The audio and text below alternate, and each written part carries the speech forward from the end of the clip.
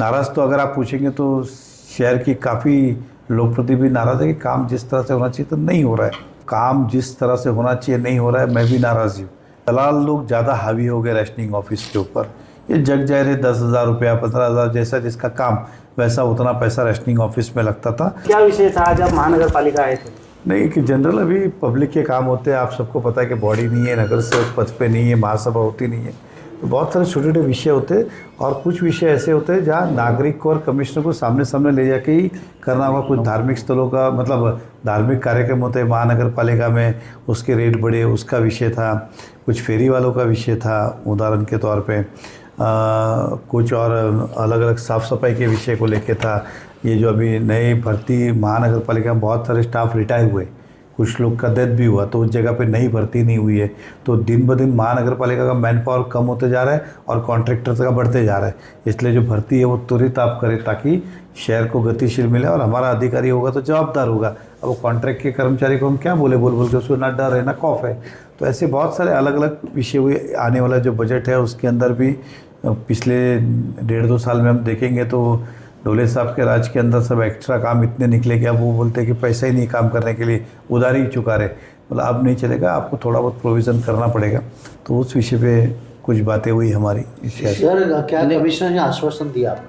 नहीं आश्वासन तो स्वाभाविक है, हमने जो बातें मांगी कोई ऐसी गलत बात नहीं मांगी, तो उन सब चीज़ को पॉजिटिव कहा है और उन सबको कहा कि मैं इस पर विचार करूँगा। नहीं, लेकिन जिस तरीके से कमिश्नर का शहर में कामकाज चल रहा है, आम जनता से लेके फिर लोक प्रतिनिधि हो, नगर सेवक हो, सब तरफ लोग नाराज़गी व्यक्त कर रहे हैं। नहीं देखिए, मैं सिंपली कहता हूँ कि नाराज़ तो मुझे भी आप पूछेंगे तो काम जिस तरह से होना चाहिए नहीं हो रहा है, मैं भी नाराज़ हूँ ऐसे। लेकिन दूसरी बाजू ये भी समझता हूँ कि जब बॉडी होती है तो उसका एक प्रभाव अलग होता है। बॉडी को निर्णय लेने होते, बॉडी सीधा सीधा निर्णय लेती है लोगों के हित को देखते। ये नगर पालिका की तिजोरी को देख के निर्णय लेते उदाहरण, और बहुत सारे कितना भी ज़रूरत का हो तिजोरी नहीं है तो हम तो अलग अलग तरीके से करते थे। नाराज़ तो अगर आप पूछेंगे तो शहर की काफ़ी लोक प्रतिनिधि नाराज़ है कि काम जिस तरह से होना चाहिए तो नहीं हो रहा है। लेकिन उनका कहना है मेरे पास फंड नहीं है तो मैं क्या करूँ। नहीं देखिए, ऐसा कोई नियम नहीं कि लोग तो विश्वास में लेके करो, लेकिन एक हम ह्यूमैनिटी पे कहते हैं कि वह भी शहर का काम करना है, हम भी शहर का ही काम कर रहे हैं, किसी का नहीं। तो एक दूसरे की जो सूचना अच्छी होती है हम स्वीकारते हैं। वो भी बहुत के बारे में कहते हैं साहब इसमें ये फ़ायदा हमें लगता है, हम भी सुधारते हैं। कुछ उनके निर्णय सही नहीं है तो हम उनको सूचना करते हैं ऐसा नहीं है ऐसा, और वो भी उसको स्वीकारते। तो अल्टीमेटली एक अंडरस्टैंडिंग तो रहती है शहर चलाने के लिए। कल थाना में नियोजन समिति की बैठक हुई, तो उस बैठक में मीरा भाईंदर के हिस्से में क्या आया? नहीं, मीरा भाईंदर के हिस्से में एक तो महत्व की चीज़ है कि यूएलसी लोग जूनी बिल्डिंग अधिकतर है उनका डीम कन्वेंस होता था या कन्वेंस होता था, लेकिन 7/12 पे नाम नहीं चढ़ता था क्योंकि यूएलसी का उसके ऊपर कॉलम होता था। तो नियम ये था कि अगर सोसाइटी ने रजिस्टर्ड किया है, अगर सोसाइटी आम व्यक्तिगत नहीं, बिल्डर नहीं, तो उनको अगर अपना नाम 7/12 पे चढ़ाना है तो कलेक्टर के पास एप्लीकेशन करना पड़ता था। कलेक्टर फिर तहसीलदार को ऑर्डर करता था कि यूएलसी के नाम को वैसे ही कायम रख के सोसाइटी का नाम चढ़ा दो।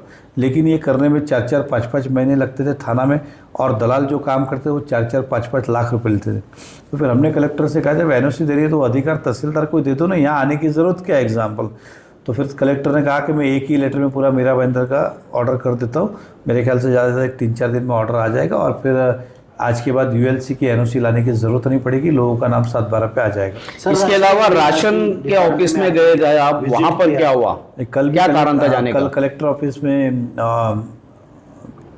बहुत सारी चर्चा एक ये भी हुई कि जितनी आरक्षण की नीचे की ज़मीन है वो भी महानगर पालिका को ताबे में आप दे दें। एमआईडीसी का पानी जो कम आ रहा है, स्टैम का जो पानी कम आ रहा है, उस बारे में भी चर्चा हुई। तो उधर पालक मंत्री साहब ने वहाँ के थाना का में उनको कहा कि स्टैम्प के कमिश्नर भी कहा अगर आपको कम आ गया तो हम पूरा करेंगे। तो मुझे विश्वास है उसमें भी फ़र्क गिरेगा। एमआईडीसी के अधिकारी नहीं थे तो पालक मंत्री ने कमिश्नर को कहा कि आप एमआईडीसी से बात करें और मीरा भाईंदर का जो मंजूर कोटा है जिसमें 7-8 एमएलडी पानी कम आता है वो पानी हमको मिले, इस बारे में भी कल चर्चा हुई। तो अच्छी बैठक रही ओवरऑल और नियोजित समिति की। राशन का बताया नहीं आपने? रैशनिंग का तो ऐसा था कि ओवरऑल आप सभी जानते हैं कि दलाल लोग ज़्यादा हावी हो गए रैशनिंग ऑफिस के ऊपर। ये जग जाहिर है 10,000 रुपया 15,000 जैसा जिसका काम वैसा उतना पैसा रैशनिंग ऑफिस में लगता था। तो वो पूरा बंद हो, जनता का काम स्वतः खुद आए तो काम होने चाहिए। उस तरह के अधिकारी को हमने अपने हिसाब से चेतावनी भी दी, विनती भी की, दम भी दिया कि अब ये सुनाई नहीं देना चाहिए। हमारे कुछ नगर सेवक थे वो भी साथ में गए, उन्होंने भी अपनी अपनी शिकायत रखी है। तो उन्होंने वादा किया है कि मैं खुद ध्यान दूंगी, किसी को भी 1 रुपया देने की ज़रूरत नहीं है। आप भी पब्लिक से आह्वान कीजिए, मैं भी आपके माध्यम से आह्वान करता हूँ, किसी को 1 रुपया मत दीजिए, अधिकारी को डायरेक्ट मिलिए, नहीं होता है तो हमें या नगर सेवक को संपर्क करें। पैसा देने की आवश्यकता नहीं है, राशन कार्ड में नाम डालना हो, चाहे ट्रांसफ़र करना हो, चाहे नया बनाना हो, बस आपके कागज़ पूरे हो तो आपका काम पूरा होगा, विश्वास दिलाता हूँ। मैंने राशन ऑफिस पे कहीं ना कहीं अधिकारियों की भी, कर्मचारियों की भी एक मजबूरी है कि बाहर जो दलाल है वो महिलाएं है, और अगर वो उनके कहना जाते हैं तो ये लोग उनके ऊपर गुना दाखिल करने की कोशिश करते हैं, मारपीट करने की कोशिश करते हैं। कहा है कि हमारा पूरा समर्थन रहेगा एज ए लोक प्रतिनिधि, और उसी रजिस्ट्रिंग ऑफिस का मैं अध्यक्ष भी हूँ। तो मैंने डेफिनेटली कहा कि इस तरह का वातावरण आगे नहीं चलेगा, और है तो आप इसको बंद करो, और अगर ये शिकायत फिर अगर कुछ हुआ तो हम आगे शिकायत करेंगे इस तरह का। दूसरा, अब जिनके भी काम अटके हुए, इसके लिए एज ए अध्यक्ष मैंने कहा है कि आप एक कैंप लगाइए शनिवार रविवार, ताकि लोगों को अपना दिन खराब नहीं पड़े। जितने भी डिस्प्यूटेड मैटर हैं उसको हम सुने और उसका भी समाधान करें, सॉल्यूशन करें। जो नियम में है और जो नियम में बैठ सकता है उनको न्याय देना चाहिए। तो जल्दी हम शनिवार रविवार ये 2 दिन एक कैंप का ऑर्गेनाइज करेंगे पूरे मीरा भाईंदर के लिए। तो जिनकी भी आड़ी अड़चनी वो जगह पे सॉल्व करके न्याय देंगे।